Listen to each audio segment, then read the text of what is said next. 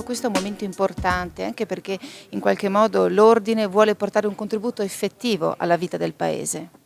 Sì, nella giornata di oggi vogliamo fare delle proposte concrete per uno sviluppo, una crescita del Paese, perché crediamo sia un momento, come dice lei, cruciale e quindi facciamo delle proposte concrete che sono la messa in sicurezza del Paese, sia dal punto di vista idraulico che dal punto di vista sismico, la modernizzazione del Paese con gli open data per la riduzione della burocrazia, che è uno dei mali del nostro Paese, e lo sviluppo della green economy, cioè le energie alternative, un settore in cui abbiamo professionalità importanti da mettere a servizio del Paese. Ecco, il 2013 sarà ancora un anno difficile, chiaramente sotto gli occhi di tutti, però ecco, potrebbe esserci una vera e propria svolta dal punto di vista politico e quindi anche dal punto di vista della vita del Paese. Ecco, il ruolo che le categorie, secondo lei, in questo momento devono assumere sempre di più.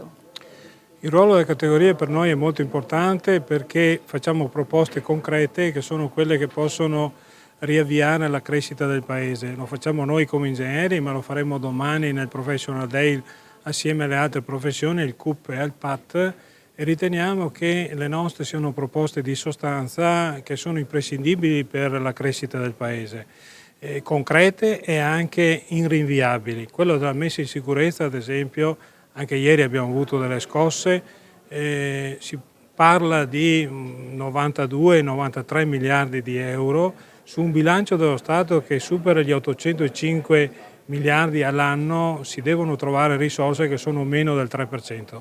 Anche gli open data sono estremamente importanti dal punto di vista poi anche economico perché avranno delle ricadute anche secondo l'Unione Europea che potrebbero essere più che rilevanti. Assolutamente sì, crediamo che abbiano una duplice funzione sia per il settore commerciale, turistico e anche per la valorizzazione del nostro patrimonio culturale, ma soprattutto per lo Stato. La burocrazia è un costo insostenibile per i cittadini e per le società, per l'intera società, per le imprese. Si valuta di 60 miliardi all'anno il costo della burocrazia. Gli open data sono un grimaldello per superare attraverso la trasparenza tutti quei meandri della burocrazia che sono un danno per il Paese.